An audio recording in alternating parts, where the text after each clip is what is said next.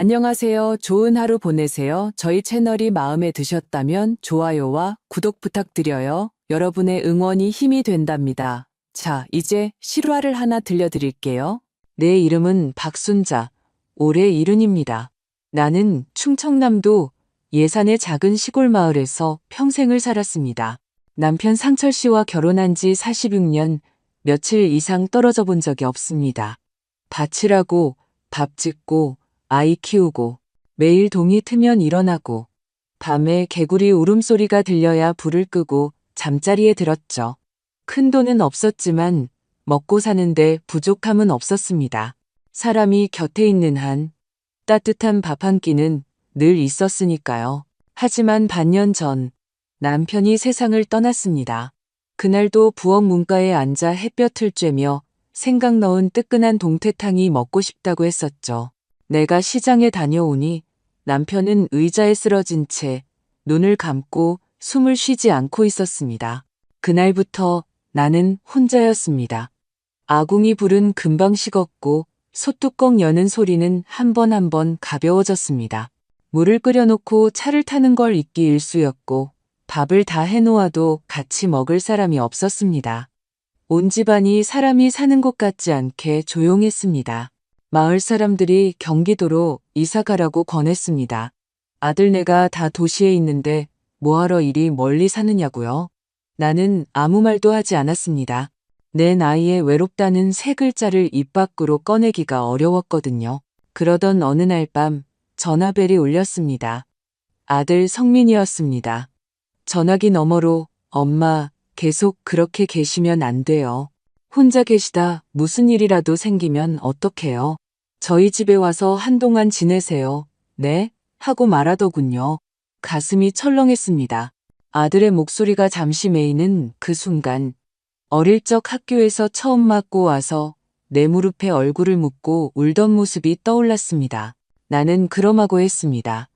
짐이라곤 두툼한 내복 2벌과 이불 한 채, 그리고 남편이 남긴 낡은 가죽 손가방이 전부였습니다. 성민이는 KTX역은 난방이 잘 되니 두껍게 입지 않아도 된다고 했습니다. KTX가 어떤 건지 잘 몰랐지만 아들 말을 들었죠. 집을 나서는 날 나는 푸른색 체크무늬 셔츠를 입었습니다. 단추가 낡아 금장이 살짝 벗겨져 있었죠. 거울을 한번 보고는 결국 카키색 블라우스로 갈아입었습니다. 성남에 도착하니 낮 12시 23분이었습니다. 역사는 인산인해를 이루었고 눈앞의 모든 사람이 마치 전쟁터로 달려가는 듯 바빠 보였습니다. 내가 여행 가방을 끌고 출구에 서 있는데 저편에서 성민이가 손을 흔들었습니다. 엄마, 큰 소리로 부르는 아들의 얼굴은 내 기억보다 훨씬 수척해져 있었습니다. 아들은 나를 부축해 차에 태우며 오는 길에 멀미는 안 했냐고 물었습니다. 나는 고개를 저었지만 사실 약간 어지러웠습니다. 그저 아들을 걱정시키고 싶지 않았을 뿐입니다. 차가 시내로 들어서자 창밖으로 난생 처음 보는 풍경이 펼쳐졌습니다. 아파트는 벽돌처럼 빽빽했고 편의점은 가로수처럼 길모퉁이마다 불을 밝히고 서 있었습니다. 신호등에 맞춰 차들이 서고 움직일 뿐 누구 하나 서로에게 인사를 건네지 않았습니다. 익숙해지면 괜찮아요. 엄마, 여기도 사람 사는 정은 다 있어요. 성민이가 말했습니다. 아들 집은 오래된 아파트였습니다. 아들이 문을 열며 외쳤습니다. 유진아, 엄마 오셨어. 문이 열리자 단발머리에 옅은 립스틱을 바른 홈웨어를 입은 여자가 보였습니다. 내 며느리 최유진이었죠. 그녀는 웃으며 나를 맞았습니다. 어머니, 오랜만이에요. 더 젊어지셨네요. 나도 웃으며 답했습니다. 아니다, 쭈글쭈글한 무말랭이처럼 늙었지. 그녀는 웃으며 내 손을 잡아 집 안으로 이끌었습니다. 오래 계셔도 괜찮아요. 이제 여기가 어머님 집이나 마찬가지예요. 말은 그렇게 했지만 그녀의 눈빛은 마치 내가 자기 집 카펫을 잘못 밟을까 조심하는 듯 했습니다. 그녀는 나를 소파에 앉히고는 따뜻한 물 한 잔과 예쁘게 깎은 사과 한 접시를 내왔습니다. 요즘 날이 오락가락해서요. 물 많이 드세요, 어머님. 방은 잠시 후에 보여드릴게요. 나는 고개를 끄덕였습니다. 집은 아주 깔끔했습니다. 거실에는 손녀 미나가 그린 그림이 걸려 있었고, TV 옆에는 커다란 어항 속에서 형형색색의 열대어 몇 마리가 유유히 헤엄치고 있었습니다. 식탁 위에는 컵 3개가 놓여 있었습니다. 유리컵 2개와 스테인리스 컵 1개. 나는 그 스테인리스 컵이 내 것임을 직감했습니다. 어머니, 방은 저쪽 부엌 옆이에요. 조금 작긴 해도 겨울에 볕이 잘 들어요. 이만하면 과분하지. 그녀는 고개를 끄덕이며 아주 적절하게 미소 지었습니다.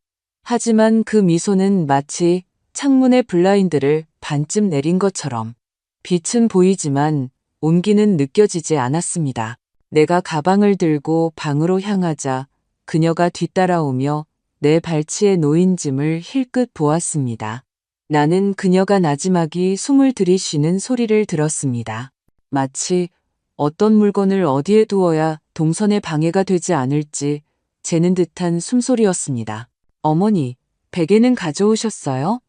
그녀가 물었습니다. 쓰던 게 편해서 내가 답했습니다. 아, 잘하셨어요. 그럼 따로 준비 안 해도 되겠네요.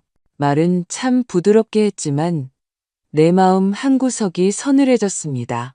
예전에 시어머니가 우리 집에 오시면 단 하루를 묵으시더라도 나는 새 베개와 갓반 이불을 내어드리곤 했는데 말입니다. 나는 바닥에 나무 문의 장판을 내려다보며 문득 발바닥이 시리다고 느꼈습니다. 내 방은 크지 않았습니다. 싱글 침대 하나, 낡은 책상 하나, 그리고 나무 옷장이 전부였습니다. 옷장 문은 누렇게 발해 있었고 표면에는 미나의 성장일기라는 스티커가 붙어 있었습니다.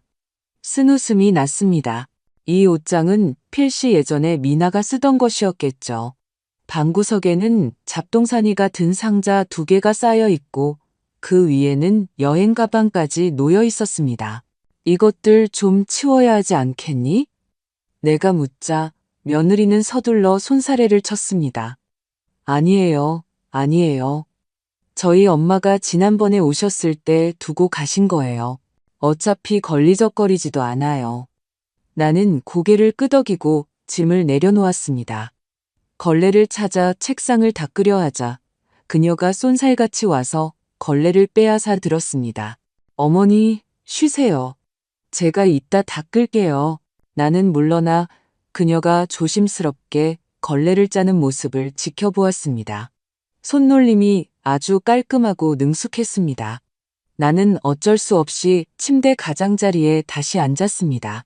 그녀는 정말 빨리 닦았지만 다 닦고 나서도 나를 움직이게 하지 않았습니다. 대신 몸을 돌려 밖으로 나가며 출출하실 테니 뭐라도 좀 차려드리겠다고 했습니다. 나는 원래 손녀의 것이었을 그 방에 앉아 있었습니다. 귓가에는 부엌에서 들려오는 칼질 소리와 밥솥에서 새어나오는 김 소리가 들렸습니다. 마음이 갑자기 둘 곳을 잃은 듯 했습니다. 예산집에 있을 때 부엌은 나의 왕국이었습니다. 남편조차 내 음식 솜씨는 최고라고 했었죠. 내가 찐토란 시루떡은 이장님도 좋아하셨습니다. 하지만 지금 나는 의자 하나를 옮기는 것조차 스스로 결정할 수 없었습니다. 며느리가 밥 먹으라고 불렀을 때 방을 나서자마자 식탁 위에 놓인 반찬 2가지와 흰죽 1그릇, 그리고 간장으로 살짝 묻힌 청경채 나물이 보였습니다. 어머니, 우선 이것부터 드세요. 점심부터 기름진 거 드시면 소화 안 되실까 봐요. 나는 고개를 끄덕였습니다. 그래, 담백한 게 좋지. 그녀가 또 웃으며 말했습니다. 어머님 오셨으니 저희도 덩달아 건강식 하게 됐네요. 식사 중에 미나가 학원에서 돌아왔습니다. 책가방을 맨 채 문을 들어서자마자 나를 보고는 신나서 달려와 품에 안겼습니다. 할머니, 그 한마디가 내 마음을 따뜻하게 했습니다. 나는 얼른 아이를 끌어다 앉혔습니다. 우리 강아지 할머니 보고 싶었어? 아이는 눈을 반짝이며 고개를 끄덕였습니다. 네, 할머니가 끓여주신 소고기 묵국이 제일 맛있어요. 내가 움찔하며 입을 열기도 전에 며느리가 웃으며 말했습니다. 미나야, 이제 우리 담백하게 먹을 거야. 할머니도 적응하셔야지. 미나는 입술을 삐죽이며 작은 소리로 중얼거렸습니다. 그럼 이제 할머니 오셨으니까 나 고기 못 먹는 거야? 그 말이 가슴에 콕 박혔지만 나는 아무 말도 하지 않고 아이의 밥그릇에 나무란 젓가락을 집어주었습니다. 그날 저녁 식사는 밍밍한 물처럼 아무 맛도 느껴지지 않았습니다. 음식이 맛없어서가 아니라 내 마음이 갑자기 배고픔을 잃어버렸기 때문입니다. 밤에 씻고 나와 나는 침대 머리맡에서 가계부를 펼쳤습니다. 매달 얼마를 쓰고 누구에게 얼마를 주었는지 꼼꼼하게 적는 것이 내 오랜 습관이었습니다. 하지만 그날 밤 나는 아무것도 적지 않았습니다. 그저 침대에 앉아 벽시계가 똑딱거리는 소리를 계속 들었습니다. 마치 나를 대신해 무언가를 카운트다운하는 것 같았습니다. 얇은 벽 하나를 사이에 두고 며느리가 아들에게 말하는 소리가 들렸습니다. 어머니, 생각보다 정정하시네. 너무 걱정 안 해도 되겠어. 성민이는 말이 없었습니다. 그녀가 다시 말했습니다. 우리도 사는 거 팍팍하잖아.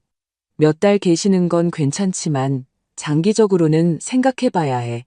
나는 조용히 가계불을 덮고 불을 껐습니다. 눈앞이 캄캄해졌습니다. 나는 처음으로 이런 느낌을 받았습니다. 가족에게 의지하러 온 것이 아니라 황혼역에 잠시 들른 손님이 된 기분이었습니다. 아들 집에 온 첫 주. 나는 매일 6시면 눈이 떠졌습니다. 나이가 드니 잠이 뜨는 시간과 묶여버린 모양입니다. 해가 뜨기 전에 일어나 살금살금 방을 나와 빗자루와 걸레를 들고 거실부터 베란다까지 청소했습니다. 집안은 어항 속 물소리까지 들릴 정도로 고요했습니다. 하지만 내가 막 걸레질을 끝냈을 때 유진이가 잠옷차림으로 방에서 나왔습니다. 머리에는 분홍색 대형 헤어핀을 꽂고 있었죠. 그녀는 나를 한번 쳐다보더니 무심하게 말했습니다. 어머니, 또 아침부터 청소하세요? 내가 웃으며 말했습니다. 가만히 있는 것보다 낫지. 이게 버릇이라. 그녀는 칫솔을 입에 물고 웅얼거리며 말했습니다. 앞으로 이런 자잘한 일은 저희 젊은 사람들이 할게요. 어머니는 그냥 요양하러 오셨다고 생각하세요. 나는 고개를 끄덕이며 알겠다고 했지만 속으로는 분명히 알고 있었습니다. 그녀는 내가 힘든 게 두려운 게 아니라 내가 자기 물건에 손대는 것이 싫은 것입니다. 부엌은 그녀의 영역이었습니다. 첫날부터 그녀는 말했습니다. 어머니, 부엌 일은 신경 쓰지 마세요. 동선이 제가 익숙해서요. 하지만 냉장고는 늘 텅 비어 있었고 달걀도 두세 알이 전부였습니다. 그녀는 간단하게 반찬 두어 게에 국 하나를 끓였고 대부분은 내가 밖에서 장을 봐와 채워 넣었습니다. 나는 외출할 때마다 돈을 조금씩 챙겨 나갔습니다. 시장 상인들은 나를 금방 알아보고 성민이 어머님 오셨네 하고 소리쳤습니다. 나는 웃으며 응대하며 어느 가게가 세일하는지 물어보며 장을 봤습니다. 처음 장을 보러 간 날 나는 45,000원을 썼습니다. 청경채, 표고버섯, 옥수수, 돼지고기, 그리고 미나가 제일 좋아하는 두부까지 샀죠. 집에 와서 반찬 3가지를 볶고 닭곰탕도 끓였습니다. 식사 시간에 유진이가 몇 숟가락 뜨더니 말했습니다. 어머니, 음식 정말 맛있네요. 근데 제가 요즘 콜레스테롤 관리 중이라 고기는 못 먹겠어요. 나는 즉시 젓가락을 멈췄습니다. 아, 그랬구나. 그럼 다음부턴 채소 위주로 할게. 그녀는 고개를 끄덕였습니다. 네, 저희 집도 이제 식습관을 좀 바꾸려고요. 단순할수록 건강하잖아요. 나는 아들 성민이를 쳐다봤습니다. 그는 아무 말 없이 고개를 숙인 채 나물만 먹고 있었습니다. 미나도 시무룩해 보였지만 나는 아무 말도 하지 않았습니다. 그날 이후 집에서는 정말 매일 나물과 두부만 먹게 되었습니다. 가끔 내가 부엌에서 요리하고 있으면 그녀가 방에서 영상 통화하는 소리가 들렸습니다.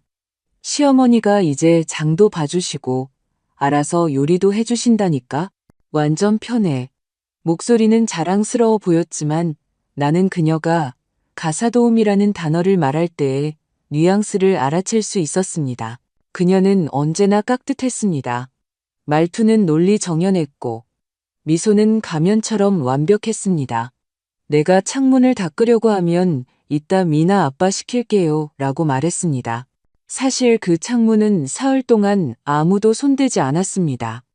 내가 빨래를 하려고 하면 어머니 쉬세요. 세탁기 쓰다 고장나면 어떡해요 라고 말했습니다. 그녀는 감사합니다 라는 말을 아주 적절하게 사용했지만 정작 자신의 진정한 영역에는 나를 절대 접근시키지 않았습니다. 한 번은 미나에게 탕을 좀 끓여주려고 압력솥을 꺼내자 그녀가 말했습니다. 어머니, 이 솥은 다루기 좀 어려워요. 혹시 터지기라도 하면 놀라실까 봐요. 나는 어쩔 수 없이 물러나 썰어둔 연근을 다시 냉장고에 넣었습니다. 매일 저녁 식사 때마다 그녀는 내 밥을 먼저 퍼주며 다정하게 물었습니다. 어머니, 입맛에 맞으세요? 나는 고개를 끄덕였습니다. 괜찮아. 사실 밥솥에는 흰쌀밥뿐 고구마 한 조각 들어있지 않았습니다. 내가 소파에 앉아 그녀가 스마트폰을 만지작거리는 모습을 보고 있으면 미나는 그 옆에 찰싹 붙어 있었습니다. 내가 대화에 끼어들고 싶어도 끼어들 틈이 없다는 것을 문득 깨달았습니다. 식사 후 내가 설거지를 하려고 하면 그녀는 어머니, 오늘 고생하셨어요. 제가 이따 할게요. 라고 말했습니다. 하지만 30분이 지나도 그릇들은 싱크대에 그대로 담겨 있었습니다. 나는 그 그릇들을 보며 마치 나 자신을 보는 것 같았습니다. 밍밍한 물에 담겨 부서지지도 녹지도 않고 그저 천천히 낡아가는 모습이었습니다. 그날 밤 방으로 돌아와 나는 서랍에서 가계부를 꺼냈습니다. 새 페이지를 넘겨 적었습니다.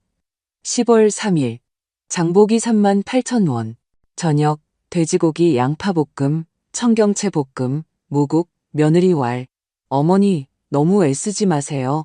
다 쓰고 나서 한숨을 쉬었습니다. 사람은 참 이상합니다. 자기 집에서는 온종일 바빠도 피곤한 줄 모르는데 남의 집에서는 가만히 앉아만 있어도 괜히 눈치가 보입니다. 나는 그들 집에 살고 그들 집 밥을 먹었지만 부엌의 칼 한 자루조차 내 것이 아니었습니다. 그날 저녁 식사 후 나는 거실에서 미나와 함께 어릴 적 사진첩을 보고 있었습니다.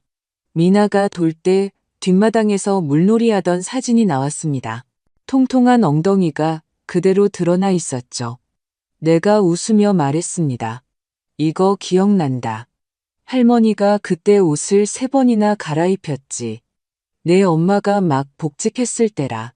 유진이가 다가와 앨범을 힐끗 보더니 담담하게 말했습니다. 아, 그때요.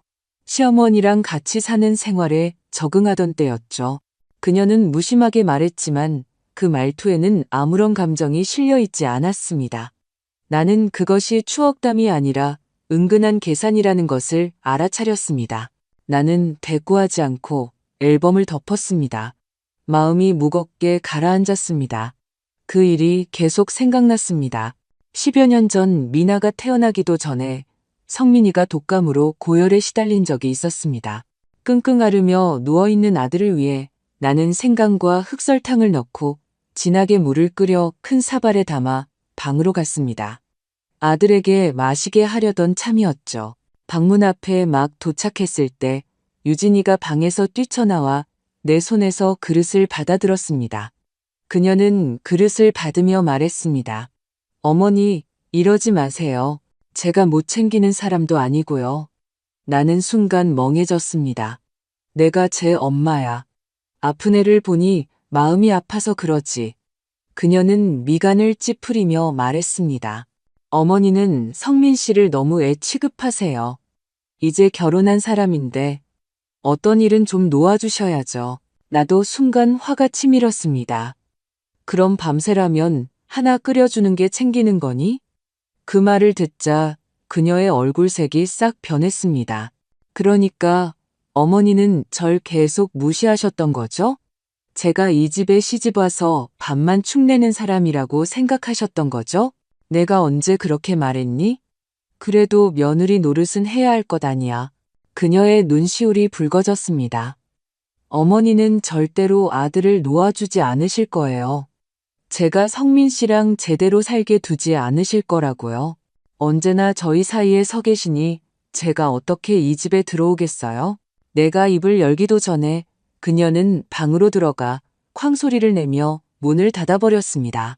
생강차가 바닥에 쏟아져 타일 위로 뜨거운 김이 피어올랐습니다. 나는 문 앞에 서서 마음이 혼란스러웠습니다. 그날 밤 그녀는 친정으로 가겠다며 문을 박차고 나갔습니다. 성민이가 뒤쫓아갔지만 잡지 못했습니다. 돌아온 아들은 내게 말했습니다. 엄마, 말씀 좀 그렇게 직설적으로 하지 마세요. 나는 차갑게 아들을 바라봤습니다. 나는 네가 아픈데 아무도 안 챙길까봐 그런 거다. 알아요. 아들은 한숨을 쉬었습니다. 하지만 유진이는 엄마랑 다른 사람이에요. 다음 날 아침 남편 상철 씨가 오토바이를 타고 가서 그녀를 데려왔습니다. 돌아왔을 때도 그녀의 얼굴은 굳어 있었고 부엌에 들어와서도 한마디도 하지 않았습니다. 남편이 나중에 내게 조용히 말했습니다. 우리 집에 문 박차고 나간 사람은 없었어. 이번엔 자네들 다 양보를 안 해서 그래. 그럼 제가 언제까지 참아야 하나요? 내가 묻자 남편은 내 어깨를 두드리며 말했습니다. 순자야, 조금만 참아. 우리 가정을 위해서 여자가 시집와서 사는 게 힘든 법이야. 우리가 어른이니 참을 수 있으면 참아야지. 나는 더 이상 말하지 않았습니다. 고개를 숙여 채소를 씻는데 물방울이 소매를 흠뻑 적셨습니다. 그 이후로 집에서는 다시 싸우지 않았습니다. 하지만 나는 알았습니다. 그날 밤 이후로 많은 것이 변했다는 것을. 그녀는 예의 바르게 말하는 법을 배웠고 명절에는 신용을 했지만 눈빛에서는 정이 사라졌습니다. 그녀는 나를 어머니라고 불렀지만 나는 늘 그녀가 한 사람을 부르는 것이 아니라 하나의 신분을 부르고 있다고 느꼈습니다. 그리고 지금 나는 그녀의 집 소파에 앉아 그녀가 미나에게 사과를 깎아주는 모습을 보고 있습니다. 그녀는 조심해, 칼날이 날카로워라며 다정하게 말합니다. 나는 문득 깨달았습니다. 그녀는 사실 몇 년 동안 나를 진심으로 용서하지 않았다는 것을. 아마도 그녀는 내가 늙고 힘이 없어지기를 기다렸을 겁니다. 내가 그녀의 집에 들어와 사는 것이 그녀가 이 집의 며느리이자 안주인이며 성민이의 유일한 사람이라는 것을 증명하는 순간이 되기를 기다렸던 것입니다. 나는 자리에서 일어나 물 한 잔 마셔야겠다고 말했습니다. 그녀가 즉시 일어났습니다. 어머니, 제가 갖다 드릴게요. 앉아 계세요. 나는 웃었습니다. 나 아직 노인네 아니야. 물 한 잔 따르다 넘어지진 않아. 그녀도 웃었습니다. 이쪽 정수기가 물이 막 튀어서요. 익숙하지 않으실까 봐요. 나는 고개를 끄덕이며 아무 말도 하지 않았습니다. 문득 10여 년 전 그녀가 했던 말이 떠올랐습니다. 제가 성민 씨랑 제대로 살게 두지 않으실 거라고요. 지금 생각해보니 그 말에도 일리가 있었습니다. 하지만 그녀는 잊었습니다. 나는 그녀의 아들을 빼앗으려 한 것이 아니라 그저 아들이 잘 되기를 바랐을 뿐이라는 것을. 하지만 그녀는 단 한 번도 생각해보지 않았습니다. 그때의 나 역시 못된 시어머니가 아니라 그저 자신의 청춘을 보내고 가장 아끼는 자식을 떠나보낸 한 어머니였다는 것을. 아들 집에 들어온 지 57일째. 나는 오늘이 무슨 요일인지 헷갈리기 시작했습니다. 매일이 비슷했습니다. 6시 기상, 7시 걸레질, 8시 물 끓이기, 10시 전 장 보러 나가기, 점심, 낮잠, 저녁 준비. 저녁에는 미나 숙제 봐주기, TV 보기, 설거지, 취침. 사람이 나이가 들면 날짜는 바닥 타일처럼 한 칸 한 칸 깔리는 것 같습니다. 언뜻 보면 평평하지만 자세히 보면 틈이 있습니다. 부엌은 여전히 그녀의 것이었습니다. 내가 매일 장을 보러 나갔지만 냄비는 어떻게 쓰고 기름은 얼마나 넣고 어떤 조미료는 쓰면 안 되는지가 그녀가 냉장고에 붙여놓은 작은 메모지에 전부 적혀 있었습니다. 고지방 피할 것, 조미료 넣지 말 것, 양파 적게 넣을 것, 심지어 미나 편식 중 자극적인 식재료 줄일 것이라고 적힌 쪽지 아래에는 고추 그림의 동그라미가 쳐져 있었습니다. 나는 쓴웃음을 지었습니다. 이러다 내가 간장을 몇 방울 넣는 것까지 가게 수칙에 적어 놓을 판이었습니다. 장보는 돈은 그녀에게 달라고 한 적이 없습니다. 매달 내 기초연금으로 80만 원이 나오면 그중 50만 원을 생활비로 떼어 놓았습니다. 일주일에 3번 정도 장을 보면 한 번에 평균 4만 원에서 6만 원이 들었습니다. 5달 동안 내가 보탠 식비만 해도 150만 원이 넘었습니다. 돈이 아까워서가 아니었습니다. 내가 남의 집에 사는 늙은 친척이라 할지라도 고맙습니다. 한마디는 해야 하는 것 아닌가 하는 생각이 들었습니다. 어느 날 아침 시장에서 돼지고기 등심과 새우젓을 좀 샀습니다. 미나에게 만두를 빚어주기 위해서였습니다. 미나가 저번에 같은 반 친구 엄마가 빚어준 당근 새우만두를 먹어보고 싶다고 했거든요. 내가 돌아와 재료를 다지고 있을 때 유진이가 과일을 깎으며 말했습니다. 어머니, 그 새우젓 좀 비릴 것 같아요. 미나가 요즘 입안이 헐어서 의사 선생님이 해산물은 먹지 말라고 하셨어요. 나는 하고 말하며 손을 잠시 멈췄습니다. 그리고 새우젓을 다시 냉장고에 넣었습니다. 그녀는 웃으며 말을 이었습니다. 괜찮아요. 다음에 표고버섯 좀 많이 사오세요. 그걸로 채소만두 빚어도 되잖아요. 건강하고 친환경적이고요. 나는 고개를 숙여 계속 고기를 다졌습니다. 만두소에서 아무 맛도 느껴지지 않는 것 같았습니다. 결국 새우젓은 사흘 만에 그녀가 몰래 버렸고 돼지고기는 내가 장조림을 만들었습니다. 하지만 그녀는 한 젓가락 맛만 보고는 대부분을 버리면서 미나가 기름진 건 안 먹어요 라고 말했습니다. 나는 미나를 보았습니다. 사실 아이는 젓가락으로 고기 2점을 맛있게 집어먹고 있었지만 눈은 슬쩍 엄마 쪽을 쳐다보고 있었습니다. 나는 못 본 척했습니다. 식탁에는 늘 채소가 넘쳐났습니다. 배추볶음, 고구마순볶음, 시금치나물, 가끔 두부 한 조각이나 브로콜리 몇 개가 더해지면 특별식 취급을 받았습니다. 그 무렵 나는 속이 더부룩해지기 시작했고 밤에 잘 때도 배에서 소리가 났습니다. 가끔은 예산 시골집에서 혼자 키운 쑥갓으로도 향긋하게 볶아 먹던 때를 떠올리지 않을 수 없었습니다. 지금은 냉장고 가득한 푸른 채소들이 마치 살아있는 외로움처럼 느껴졌습니다. 어느 날 저녁 성민이가 구글한 숟가락 뜨더니 젓가락을 내려놓으며 말했습니다. 요즘 통 입맛이 없네. 유진이가 즉시 받았습니다. 당신 위 안 좋잖아요. 이렇게 먹는 게 제일 좋아요. 그러고는 나를 보며 말했습니다. 어머니, 힘드시죠? 요즘 집안일은 다 어머니 덕분이에요. 나는 웃으며 말했습니다. 괜찮아. 운동 삼아 하는 거지. 이 말을 할 때 나는 그녀의 눈빛이 살짝 흔들리는 것을 보았습니다. 마치 경계를 푸는 것 같았지만 나는 알고 있었습니다. 그것은 경계를 푼 것이 아니라 내가 부려먹어도 불평하지 않는 어른이라는 것을 확인하는 것이었습니다. 그날 밤 나는 TV를 보지 않고 방구석에 앉아 가계부를 펼쳤습니다. 예전에는 장보기 42,000원, 생선 사기 25,000원이라고 적었지만 이제는 아침 흰죽, 청경채, 점심 볶음밥, 두부, 저녁 쌀국수, 생선, 채소라고 적었습니다. 나는 장부를 기록하는 것이 아니라 나 자신이 아직 살아있다는 것을 상기시키고 있었습니다.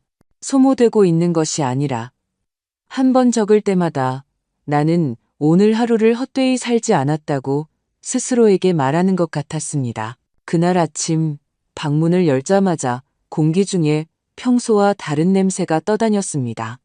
늘 맡던 냄비 속 채소가 끓는 냄새가 아니었습니다. 고기 냄새였습니다. 그리고 은은한 청주 향도 났습니다. 내가 부엌으로 가보니 유진이가 주걱을 들고 무언가를 볶고 있었습니다. 냄비에서는 진한 흰 연기가 피어오르고 있었고 통통한 닭다리가 노릇하게 익어가고 있었습니다. 냄비 옆에는 이미 붉게 변한 큰 새우 몇 마리가 놓여 있었습니다. 어머니, 일어나셨어요? 그녀는 유난히 달콤하게 웃었습니다. 오늘 좀 일찍 준비했어요. 저희 엄마가 이따 오시거든요. 그녀는 아주 자연스럽게 말했습니다. 마치 이 맛있는 냄새가 자기 엄마를 위해 준비된 것이 당연하다는 듯이 나는 고개를 끄덕이며 부엌 안을 힐끗 보았습니다. 싱크대 옆에는 냉동대구 한 팩과 갈비 한 상자, 그리고 관자 몇 꼬치가 놓여 있었습니다. 그녀는 덧붙였습니다. 어머니, 저번에 탕 드시고 싶다고 하셨잖아요. 이따 막 갈비탕 끓일 테니 어머님도 좀 드세요. 나는 그래라고 했지만 더는 말을 잇지 않았습니다. 점심때 유진이의 엄마가 오셨습니다. 깔끔한 옷차림에 과일 바구니를 들고 오셨죠. 문을 들어서자마자 내게 고개를 숙였습니다. 아이고, 말씀 많이 들었습니다. 미나 할머님이시군요. 나도 웃으며 답례했습니다. 네. 미나한테 얘기 들으니 지난번에 사부인 오셨을 때 아이가 무척 좋아했다더군요. 그녀의 엄마는 신발을 갈아 신으며 말했습니다. 어디요? 애를 워낙 잘 키우셨네요. 옆에 있던 유진이는 해물파전, 잡채, 그리고 내가 냄새만 맡아도 침이 고이는 갈비찜을 한 상 가득 차려냈습니다. 그녀의 엄마는 맛을 보며 감탄했습니다. 이야, 이 맛은 식당보다 낫다. 유진이는 의기양양하게 웃었습니다. 엄마, 맛있으면 많이 먹어. 앞으로 매일 해줄게. 아들 성민이도 모처럼 일찍 퇴근했고 미나도 밥을 2그릇이나 먹었습니다. 식탁에는 웃음소리가 끊이지 않았습니다. 유진이는 자기 엄마에게 반찬을 집어주고 국을 떠주고 휴지를 건네는 등 동작이 빠르고 살뜰했습니다. 나는 아무 말도 하지 않고 갈비탕 국물을 한 숟가락 떠서 삼켰습니다. 목으로 넘어가는 그 순간 속이 쓰려왔습니다. 식사 후 내가 설거지를 할 때 싱크대에 담긴 기름진 그릇들과 닭뼈, 생선가시, 새우 껍질을 보며 문득 착각에 빠졌습니다. 지난 5개월 동안 나는 다른 버전의 가정에 살았던 게 아닐까. 그 후 며칠 동안 매 끼니가 풍성하고 떠들썩했습니다. 생선, 새우, 갈비, 닭고기가 번갈아가며 나왔습니다. 심지어 고구마 순 볶음에도 마늘 기름 향이 더해졌습니다. 나는 콜레스테롤이 높고 담백하게 먹어야 하며 기름진 것과 해산물을 싫어한다던 유진이가 대체 누구였는지 의심하기 시작했습니다. 더 신경 쓰이는 것은 그녀가 자기 엄마를 대하는 눈빛이었습니다. 따뜻하고 살뜰하고 친밀한 그런 눈빛. 나는 내가 그런 눈빛을 받아본 적이 있었는지 기억나지 않았습니다. 그녀는 단 한 번도 나를 위해 그렇게 국을 떠주거나 어머니, 뭐 좋아하세요? 다음에 해드릴게요 라고 물어본 적이 없었습니다. 나는 그녀와 그녀의 엄마가 소파에 앉아 나누는 대화를 지켜보았습니다. 이웃집 누가 안마의자를 샀다더라, 누가 손자를 데리고 온천에 갔다더라 하는 이야기였습니다. 유진이는 며느리나 아내가 아닌 딸처럼 웃고 있었습니다. 그녀의 엄마가 말했습니다. 너 요즘 안색이 참 좋다. 내가 와서 특히 더 기쁜가 보네. 유진이가 답했습니다. 당연하지. 엄마가 오니까 꼭 내 집 같아. 그 말이 바늘처럼 내 귀에 와서 밝혔습니다. 내 집 같다. 그렇다면 그녀가 평소에 살던 이 집은 그녀의 내 집이 아니었던 것입니다. 그럼 나는 베란다에서 빨래를 거두며 성남의 하늘을 주황색으로 물들이는 석양을 바라보았습니다. 귓가에는 여전히 부엌에서 들려오는 유진이의 웃음소리가 맴돌았습니다. 가슴이 답답해졌습니다. 알고 보니 지난 몇 달간 매일 채식을 한 것은 누가 콜레스테롤을 걱정해서도 아니고 건강을 생각해서도 아니었습니다. 내가 여기에 있었기 때문이었습니다. 나는 그들의 일부가 아니었습니다. 나는 이 집에 사는 노인이었습니다. 밤에 잠들기 전 나는 가계부를 펼쳐 빈 페이지에 몇 글자를 적었습니다. 오늘 갈비찜, 잡채, 해물파전, 마갈비탕, 유진, 엄마 온 첫날. 나는 천천히 썼지만 다 쓰고 나서도 손가락이 미세하게 떨렸습니다. 이 저녁 식사는 너무나도 향기로웠습니다. 그 향기 때문에 문득 집에 가고 싶어졌습니다. 이 아파트가 아니라 내 진짜 집. 남편이 있고 흙냄새가 나고 가끔은 나를 위해 끓여진 진짜 소고기, 묵국 한 그릇이 있는 곳으로. 그날 저녁 식탁은 여전히 떠들썩했습니다. 장어구이, 후추새우, 소고기 묵국에 디저트로 푸딩까지 나왔습니다. 유진이는 자기 엄마에게 음식을 집어주며 웃으며 말했습니다. 엄마, 모처럼 오셨으니 많이 드세요. 다음에 언제 또 볼지 모르잖아요. 나는 구석에 앉아 아주 천천히 먹었습니다. 국이 너무 향긋해서 꿀꺽 삼키면 눈물이 쏟아질까봐 함부로 마실 수가 없었습니다. 식사 후 유진이가 설거지를 하고 성민이는 장모님과 베란다에서 이야기를 나누었습니다. 나는 소파에 앉아 미나의 숙제를 봐주었습니다. 아이는 젤리를 먹으며 숙제를 하고 있었습니다. 미나야, 오늘 아주 신났지? 내가 묻자 아이는 고개를 끄덕였습니다. 응. 외할머니 오셔서 제일 좋아. 외할머니 오시면 고기 먹을 수 있거든. 나는 씁쓸하게 웃으며 물었습니다. 그럼 친할머니 왔을 때는 집에서 고기 안 먹었어? 아이는 숙제를 고치며 무심코 대답했습니다. 응, 엄마가 할머니는 혈압 높아서 고기 드시면 안 된대. 나는 살짝 미간을 찌푸렸습니다. 엄마는 콜레스테롤 문제 있다고 하지 않았니? 아이는 계속 글씨를 쓰며 고개도 들지 않고 말했습니다. 아니, 할머니한테만 그렇게 말한 거야. 엄마랑 아빠는 원래 고기 먹어. 할머니 계실 때만 채식하는 거야. 내 손이 허공에서 멈췄습니다. 왜 그런지 알아? 나는 대화처럼 들리도록 목소리를 가다듬었습니다. 미나는 연필로 머리를 극적이며 말했습니다.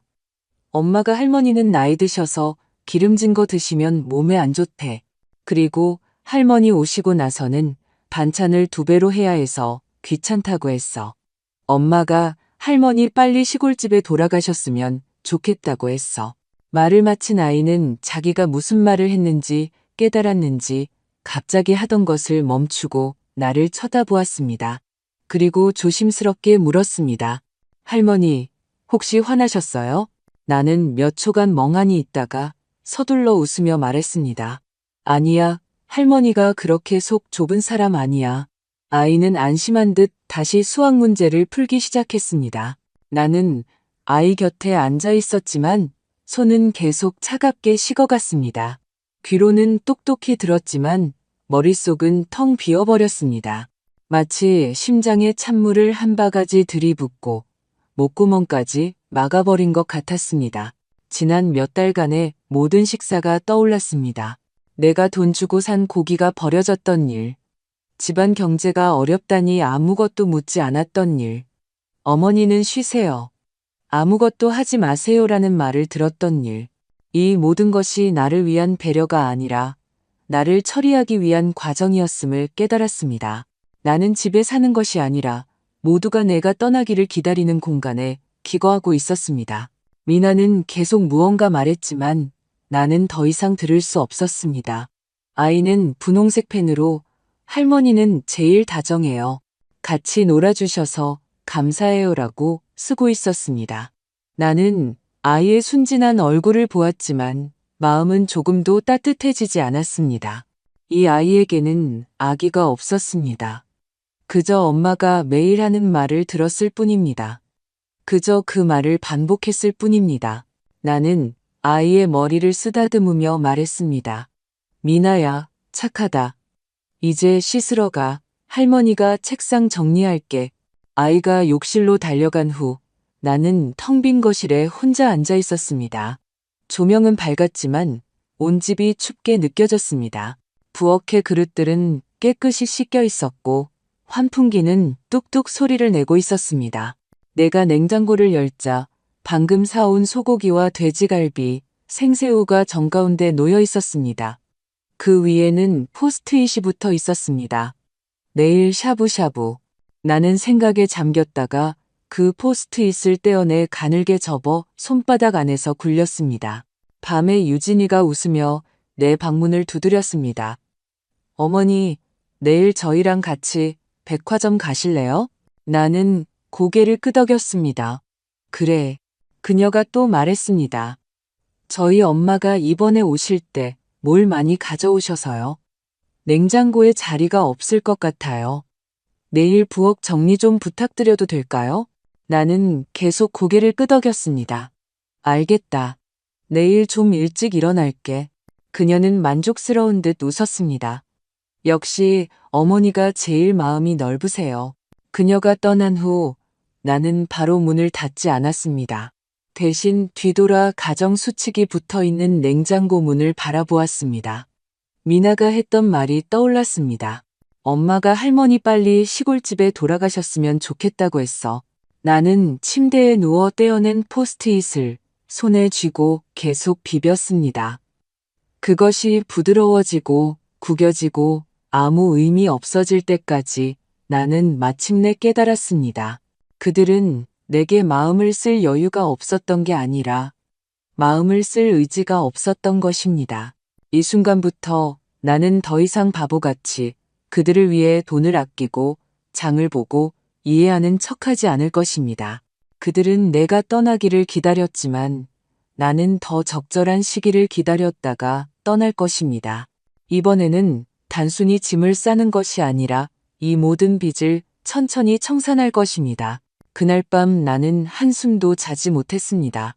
미나의 몇 마디 말이 가시처럼 심장에 박혀 몸을 뒤척일 때마다 아팠습니다. 동이 트기 전에 나는 일어나 옷을 입고 침대 밑에 있던 플라스틱 상자를 꺼냈습니다. 그 안에는 내 통장과 신분증, 그리고 낡은 가계부가 들어 있었습니다. 나는 스탠드를 켜고 첫 페이지를 펼쳐 한 줄 한 줄 대조하며 적기 시작했습니다. 첫째, 5월 3일 시장 장보기 38,000원. 둘째, 5월 7일 야시장 장보기 고구마 순, 표고버섯, 새우젓 44,000원. 셋째, 5월 13일 마트 미나 필통, 지우개, 간식 31,500원. 나는 아주 꼼꼼하게 적었습니다. 심지어 교통비, 소소한 간식비까지 모두 기억해냈습니다. 원래는 그저 생활을 기록하기 위함이었지만 이제 이것은 내가 이 집에서 희생한 증거가 되었습니다. 나는 한 장 한 장 넘겨보았습니다. 6월 지출 48만 5천 원, 7월 64만 원, 8월 59만 2천 원, 9월 72만 원, 그리고 10월 초에 아직 정리하지 못한 자잘한 비용까지 합치면 보수적으로 잡아도 지난 몇 달간 내가 최소 320만 원 이상을 썼습니다. 더 기가 막힌 것은 이 돈 중에 유진이가 단돈 10원이라도 보태준 적이 없다는 사실이었습니다. 내가 세탁세제를 사면 그녀는 마침 다 떨어졌다고 했습니다. 내가 건전지를 사면 아직 사러 갈 시간이 없었다고 했습니다. 내가 미나의 학원 등록금을 내주면 어머니 우선 좀 내주세요. 제가 다음 주에 드릴게요. 라고 말했습니다. 하지만 그 다음 주는 영원히 오지 않았습니다. 나는 펜을 내려놓았습니다. 마음이 얼음장처럼 차가워졌습니다. 예전에 남편과 어렵게 살 때 우리는 1,000원 한 장을 쪼개 썼습니다. 그렇게 아끼고 아꼈던 것은 늙어서 자식에게 손 벌리지 않기 위해서였습니다. 하지만 지금 나는 손을 벌리는 것이 아니라 자발적으로 갖다 바치고 있었습니다. 그들은 나를 마치 움직이는 ATM기처럼 여겼습니다. 스스로 걷지는 못하지만 청소도 하고 밥도 하고 돈도 내고 불평도 없는 기계. 나는 다음 페이지를 넘겨 그날 내가 새우젓과 돼지고기, 표고버섯을 샀던 기록을 보았습니다. 그 옆에는 유진왈, 새우젓은 우리 집에 안마자라고 적혀 있었습니다. 나는 차갑게 웃었습니다. 안 맞고 말고의 문제가 아니었습니다. 내가 먹으면 안 되고 자기 엄마는 먹어도 되는 것이었습니다. 향이 좋고 나쁘고의 문제가 아니라 내가 쓴 돈이 그만한 자격이 있느냐의 문제였습니다. 나는 갈비탕 한 그릇의 가치도 없는 사람이었던 것입니다. 햇살이 비쳐들 때 나는 가계부를 챙겨 넣고 신분증과 땅 문서를 가방에 쑤셔 넣었습니다. 아침 식사 때 나는 일부러 입을 열었습니다. 유진아, 내가 예산에 한번 다녀와야 할 것 같다. 거기 땅도 좀 정리해야 할 것 같고 그냥 묵혀두기도 아깝고. 그녀는 두유를 저으며 물었습니다. 갑자기 왜 돌아가시려고요? 나는 웃으며 말했습니다. 그냥 문득 시골집 일도 좀 정리해야 할 것 같아서. 나도 이제 나이가 많잖아. 그녀는 젓가락질을 멈췄습니다. 눈빛이 살짝 흔들렸습니다. 어머니, 별 생각 마세요. 여기 계시면 저희가 당연히 모셔야죠. 땅이니 뭐니 하는 건 나중에 생각하세요. 나는 계속 웃었습니다. 아이고, 다시 들어가 살겠다는 게 아니라 채소라도 좀 심을 수 있을까 해서 생활비에 보탬이 될까 하고. 그녀는 잠시 멈칫하더니 말했습니다. 아니면 제가 한번 같이 다녀올까요? 나는 일부러 답했습니다. 아니다, 너는 바쁘잖니. 내가 성민이한테 말해서 걔가 차로 한번 데려다 주면 되지. 그녀는 더 이상 아무 말도 하지 않았습니다. 그저 웃으며 네, 어머니 편하신 대로 하세요라고 말할 뿐이었습니다. 나는 그녀가 남은 빵을 입에 우겨 넣는 모습을 보며 속으로 생각했습니다. 이제 초조해지기 시작했지? 그래야지. 내가 떠밀려 나가는 게 아니라 내 발로 나가는 거란 걸 알려줘야지. 그것도 아주 명확하고 분명하게. 그리고 내가 너희에게 얹혀 사는 게 아니라 너희가 나 덕분에 돈을 아끼고 있다는 것도 알려줘야지. 이번에는 더 이상 흐리멍덩하게 굴지 않을 것입니다. 나는 나 자신을 그들의 예산 목록에서 빼내어 내 자신의 삶으로 되돌려 놓을 것입니다. 나는 조카 민준이에게 연락했습니다. 주말에 성민이가 출근하고 유진이가 미나를 학원에 데려다 준 틈을 타 나 혼자 KTX를 타고 오랜만에 고향 집으로 향했습니다. 역에서 내리는 순간 공기 중에 익숙한 풀내음이 가득했습니다.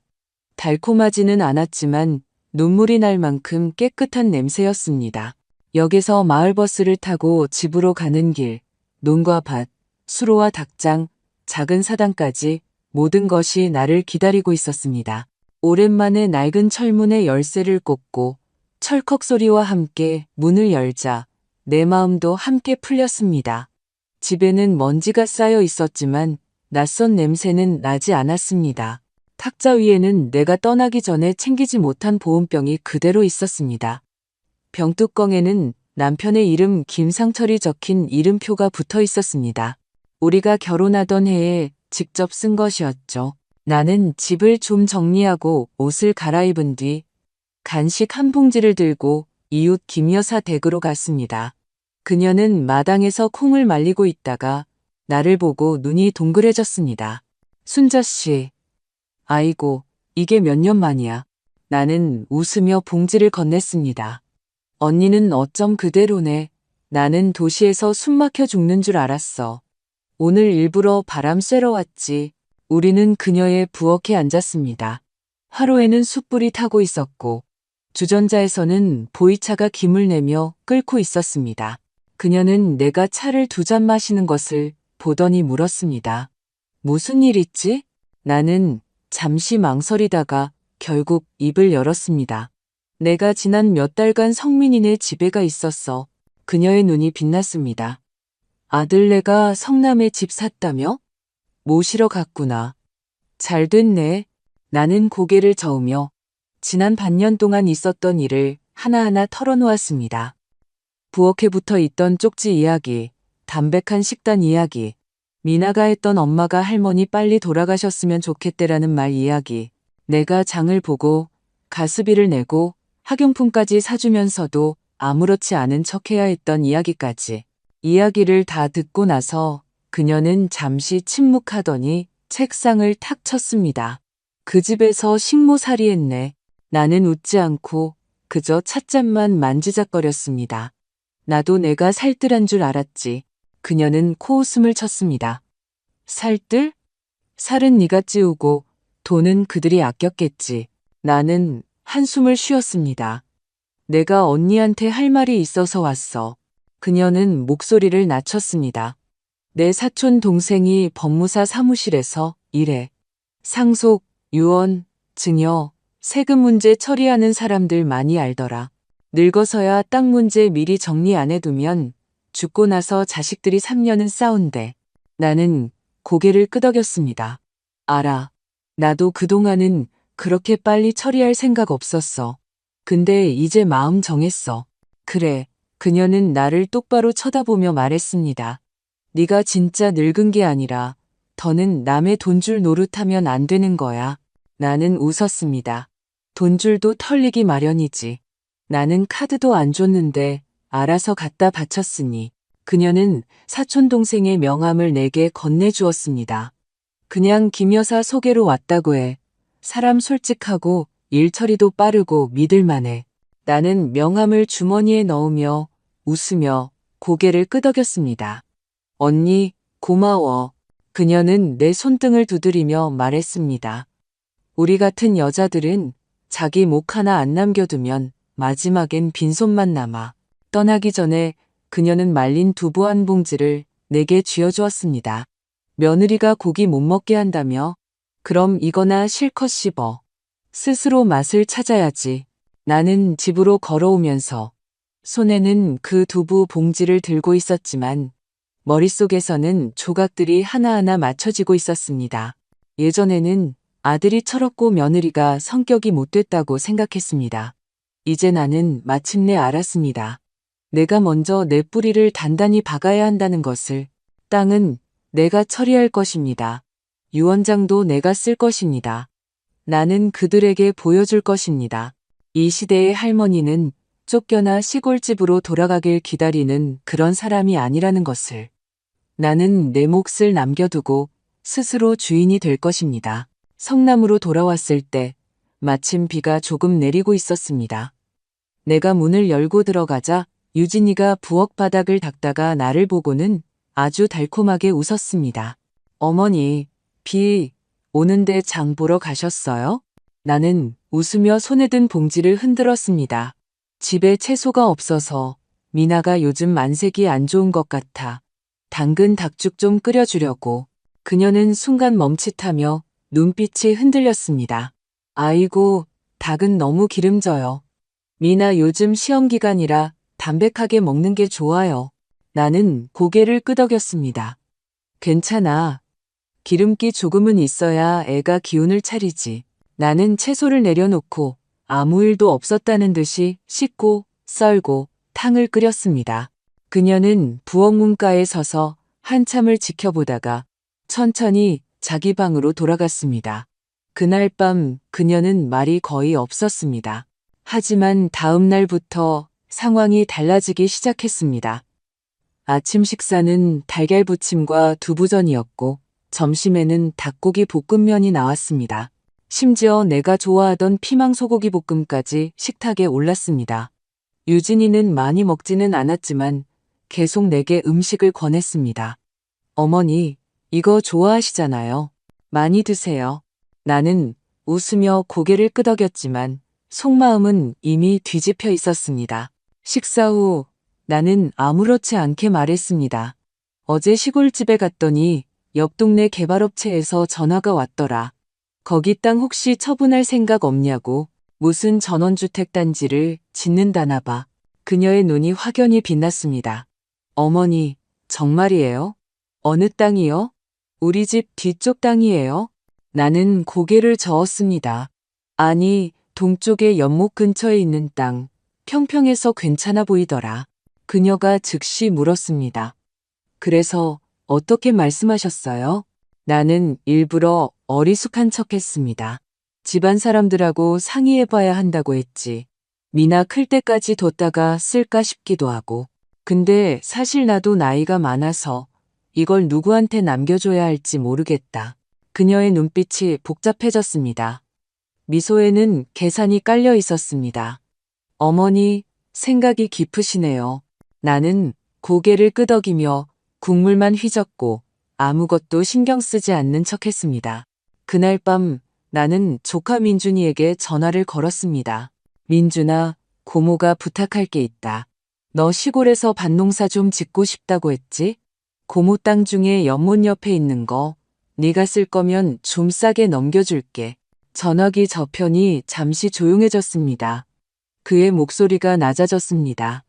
고모님, 정말이세요? 그럼 진짜지. 장난 아니다. 다음 날 우리는 만나기로 약속했습니다. 나는 그에게 부탁해 그가 아는 법무사 사무실을 통해 땅 문서를 확인하고 매매 계약서를 작성했습니다. 마을 이장님께 서명을 부탁해 증인으로 세웠습니다. 거래 가격은 시세보다 낮은 1억 원. 나는 이 돈을 벌려는 것이 아니라 안전하게 챙겨두려는 것임을 잘 알고 있었습니다. 나는 민준이에게 당부했습니다. 이 돈은 나눠서 고모 예산 농협 통장으로 보내라. 성남 통장으로는 보내지 말고 내 사촌형이 알게 하고 싶지 않다. 그는 고개를 끄덕였습니다. 고모님, 걱정 마세요. 양도 절차가 끝난 날 오후, 나는 고향집 나무 의자에 앉아 차를 마셨습니다. 햇살이 유자나무 잎사귀 사이로 비쳐 땅에 그림자를 드리웠습니다. 나는 문득 마음이 아주 편안해졌습니다. 적어도 이 땅은 이제 그들의 계산의 일부가 아니었습니다. 성남으로 돌아온 후 유진이의 태도가 변했습니다.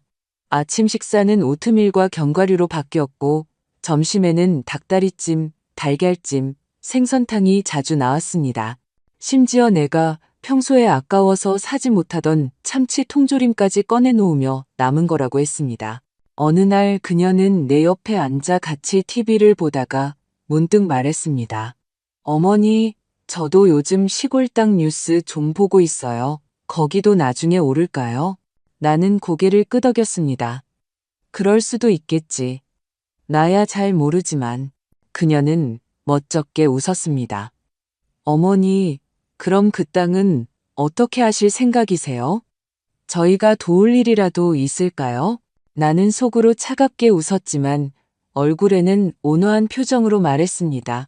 아니다. 나도 아직 생각 중이다. 그녀는 더 이상 묻지 않았지만 그녀의 눈은 신문을 넘기는 내 손에서 떠나지 않았습니다. 나는 그녀가 이미 낚싯바늘을 물었다는 것을 알았습니다. 하지만 그녀는 몰랐습니다. 그녀가 문 것은 내가 아니라 내가 이미 안전하게 옮겨놓은 미끼라는 것을. 나는 조카 민준이와 다시 한번 고향집에 가기로 약속했습니다. 이번에는 쉬러 가는 것이 아니었습니다. 내 남은 인생길을 스스로 쓰는 일을 하러 가는 것이었습니다. 마을 이장님은 남편의 생전 친구였습니다. 그는 정직하고 신중한 분이었습니다. 내가 그를 찾아갔을 때 그는 단 한 가지만 물었습니다. 정말 이 결정을 하실 겁니까? 나는 고개를 끄덕였습니다. 제 나이 70입니다. 더 미루다가 병석에 눕고 나서 싸우게 하면 너무 늦지요. 우리는 민준이가 아는 역시 이 동네 사람인 법무사를 통해 마지막 남은 땅의 등기 절차를 밟았습니다. 땅을 내 개인 명의의 신탁 자산으로 변경하고 사용권은 나 자신에게 귀속시키되 사망 후에야 지정된 상속인에게 이전되도록 설정했습니다. 나는 아들 성민이를 수익자로 선택하지 않았습니다. 나는 이렇게 적었습니다. 본인 사망 시 유산은 지정된 유언 내용에 따라 분배하며 조카 박민준을 집행인으로 임명한다. 변호사가 증인으로 참석했을 때 물었습니다. 유언장에 배우자나 특정인을 배제하는 조항을 명시하시겠습니까? 나는 망설임 없이 똑똑히 썼습니다. 며느리 최유진은 본인 명의의 부동산 관련 사항에 일절 관여하거나 대리할 수 없다. 만약 본인에게 협박 또는 회유하여 문서를 변경하려는 시도가 있을 경우 즉시 관련 상속인의 자격을 박탈한다. 그는 고개를 끄덕였습니다. 아주 엄격하게 작성하셨군요. 나는 한 줄을 더 추가했습니다. 상속인은 본인 사망 후 직접 모든 장례 절차를 주관하고 장례식에 참석해야 한다. 어떠한 핑계로든 불참 시 상속을 포기한 것으로 간주한다. 이 조항은 성민이를 위한 것이었습니다. 만약 그가 나를 보내는 마지막 길조차 함께하지 않으려 한다면 나 역시 그에게 남겨줄 것이 없었습니다. 서류 작성을 마친 후 이장님이 내게 물었습니다. 아들에게는 알리실 겁니까? 나는 웃으며 말했습니다. 아닙니다. 그 아이는 바쁩니다. 걔 아내가 알면 더 복잡해져요. 우리 셋은 고향집 뒤편 텃밭가에 서 있었습니다. 나는 멀리 지는 해를 보며 말했습니다. 오늘부터 이 집에 오는 사람은 내가 초대한 손님이지 누군가의 당연한 권리가 아닙니다. 고향집을 떠나기 전 나는 서류를 민준이에게 맡기며 재차 당부했습니다. 절대 그들에게 보여주지 마라. 돈 이야기도 꺼내지 말고 모든 것이 그대로인 것처럼 행동해라. 그는 고개를 끄덕였습니다. 고모님, 걱정 마세요. 성남으로 돌아왔을 때 날은 이미 어두워져 있었습니다. 내가 비밀번호를 누르고 들어가자 유진이가 부엌에서 고개를 내밀며 아무렇지 않은 척 말했습니다. 어머니, 돌아오셨네요. 짐은 없으세요? 나는 웃으며 답했습니다. 그냥 집 한번 둘러보고 햇볕 좀 쬐고 왔어. 그녀는 잠시 머뭇거렸습니다. 거기 아무도 없잖아요. 빈집에 너무 오래 계시면 도둑 들어요. 나는 고개를 끄덕였습니다. 응, 그냥 잠깐 보고 왔어. 그녀는 두 걸음 다가와 목소리를 부드럽게 낮췄습니다. 어머니, 집 정리하신다고 하지 않으셨어요? 저랑 성민 씨가 가서 도울 일이라도 있을까요? 나는 살짝 웃었습니다. 아니다. 작은 일이라 민준이 혼자면 충분했어. 그녀의 얼굴이 순간 굳어졌습니다. 그리고는 즉시 말했습니다. 그렇죠. 민준이는 가족이니까요. 나는 그녀를 보며 웃었습니다. 마음속에는 더 이상 한 점의 의문도 없었습니다. 그녀는 내가 내 일을 정리하기 시작했다는 것을 알았지만 내가 얼마나 철저하게 정리했는지는 몰랐습니다. 이 집에서 아무리 주판을 튕겨도 내가 어둠 속에 숨겨둔 펜은 만질 수 없을 것입니다. 나는 낡은 열쇠 꾸러미를 손에 쥐고 조용히 방으로 돌아왔습니다. 모든 것을 다시 옷장에 넣었습니다. 방금 발급받은 유언장, 사본까지 자물쇠로 잠가 넣었습니다. 나는 죽음이 두려운 것이 아니었습니다. 다만 죽기 전까지 남의 돈줄 노릇을 하는 것이 두려웠을 뿐입니다. 이제 됐다. 나에게는 비장의 카드가 생겼다. 그날은 날씨가 맑았습니다. 햇살이 부엌 유리창 가득 쏟아졌습니다. 나는 아침 5시에 일어나 메뉴판을 한 페이지 가득 채웠습니다. 시장에 가서 가장 살이 오른 농어와 살아있는 대하, 돼지갈비 한 근, 그리고 가장 비싼 관자와 오골개까지 샀습니다. 나는 상인들에게 말했습니다. 오늘 손녀 생일이라 한 상 거하게 차릴 거요. 그들은 손녀딸이 복이 많네. 할머니가 저렇게 챙겨주시니라고 말했습니다. 나는 웃으며 답했습니다. 걔 복이 좋은지는 아직 모르고 할미가 정신을 좀 차려야지. 오후 내내 나는 부엌 문을 닫고 요리했습니다. 맛있는 냄새가 부엌에서 베란다까지 퍼져나가 건너편 이웃집에서도 창가에서 오늘 댁에 무슨 좋은 일 있어요? 라고 물을 정도였습니다. 저녁이 되자 식탁에는 총 10가지 요리가 차려졌습니다. 닭볶음탕, 농어찜, 관자구이, 소금새우구이, 동파육, 돼지갈비찜, 고구마 순볶음, 마늘 브로콜리 볶음, 그리고 오골개탕까지. 마지막으로 대추 생강차 한 그릇이 나왔습니다. 미나가 촛불을 끈 후 나는 잘라놓은 케이크를 건네며 웃으며 말했습니다. 내 할머니가 오늘 주방장이야. 전부 손수 만들었으니 평생 기억해라. 유진이가 말했습니다. 어머니, 정말 정성이세요. 미나야, 빨리 할머니께 감사하다고 해. 미나가 혀 짧은 소리로 말했습니다. 한문이 고맙습니다. 오늘 탕이 제일 맛있어요. 모두가 웃었고 나도 웃었습니다. 식사가 반쯤 진행되었을 때 나는 자리에서 일어나 방으로 가 두툼한 봉투 하나를 가져와 식탁 위에 놓았습니다. 내가 여러분에게 할 말이 좀 있다. 모두가 젓가락을 멈췄습니다.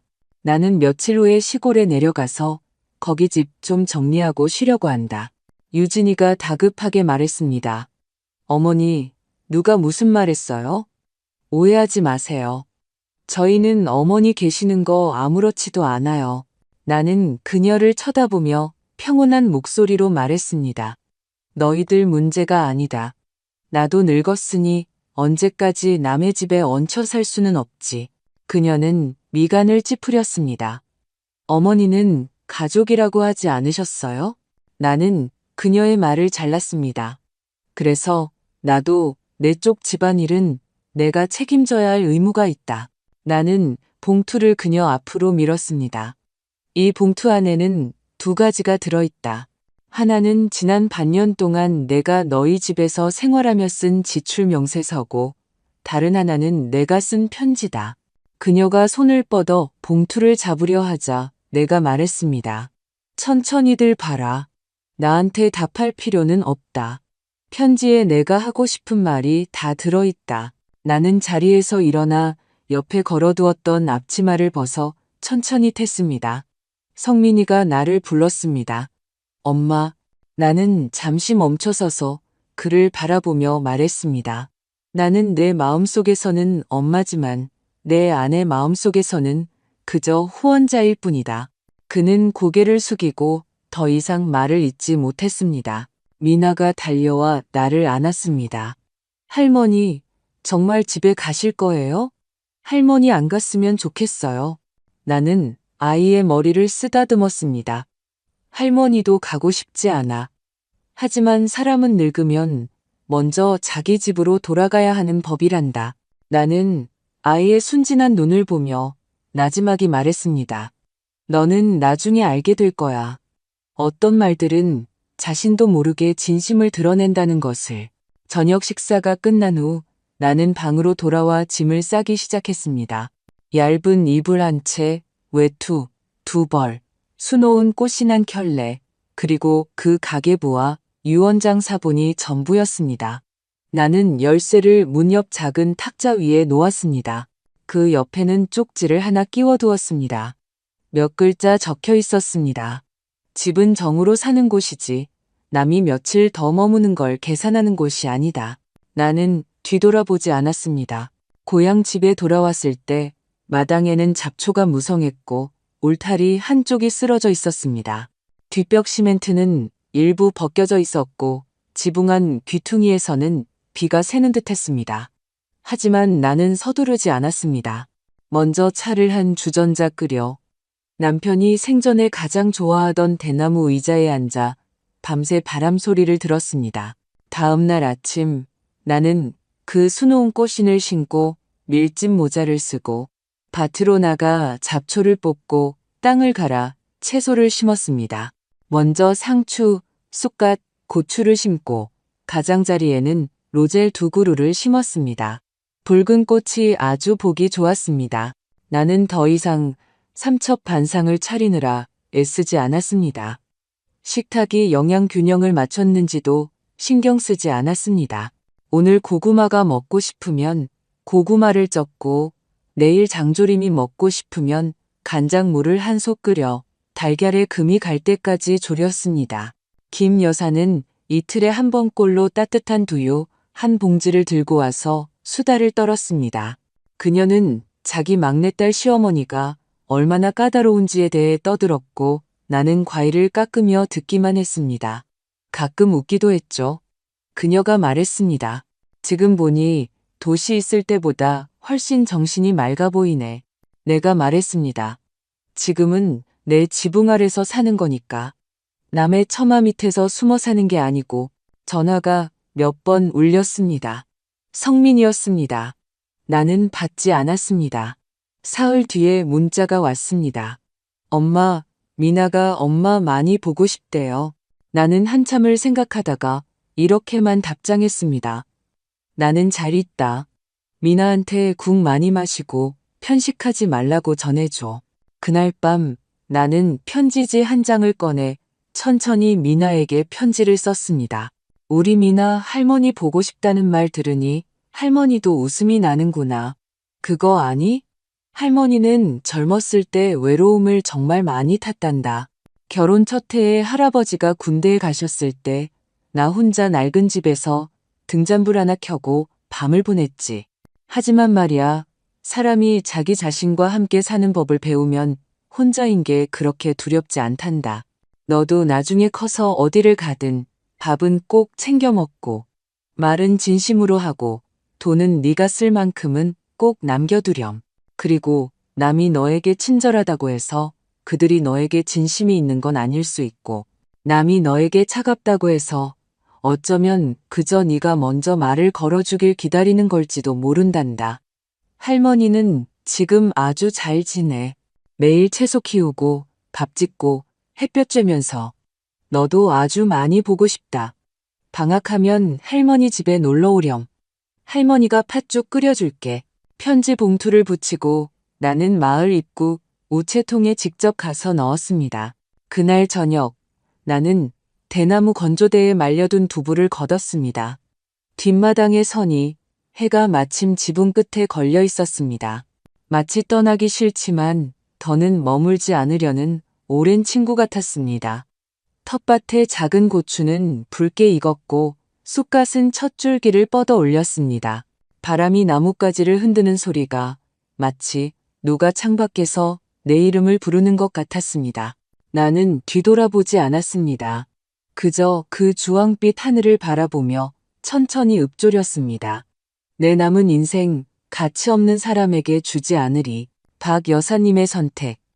여러분은 어떻게 보시나요? 그녀는 반년 동안 묵묵히 헌신했습니다. 장보고, 밥하고, 빨래하며 모든 것을 다했지만 돌아온 것은 차가운 말과 교묘한 회피, 심지어 생활비를 아끼기 위한 존재로 취급받는 것이었습니다. 그녀는 몰랐던 것이 아니라 그저 말하지 않았을 뿐입니다. 하지만 모든 것을 간파했을 때 자신만의 방식으로 자기 몫을 챙기기로 선택했습니다. 어떤 이는 그녀가 현명하다고 하고 어떤 이는 너무 냉정하다고 생각할지도 모릅니다. 만약 당신이 그녀였다면 어떻게 했을까요? 그녀가 한 일이 옳다고 생각하시나요? 아니면 아들에게 다시 한번 기회를 주어야 했을까요? 혹시 비슷한 상황을 겪었거나 주변에 그런 대우를 받은 분이 있나요? 노년의 어른들이 자신의 선한 마음이 이용당하는 도구가 되지 않도록 어떻게 스스로를 지켜야 한다고 생각하시나요? 저희는 여러분의 의견을 듣고 싶습니다. 사람마다 다른 경험과 다른 감정을 가지고 있습니다.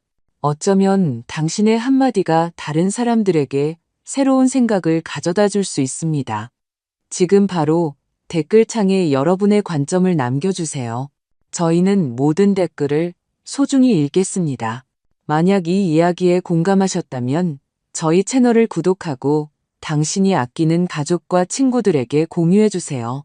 여러분의 모든 공유가 저희에게는 가장 큰 힘이 되며 더 많은 사람이 현실 속에서 결코 무시되어서는 안 될 목소리를 듣게 할 것입니다.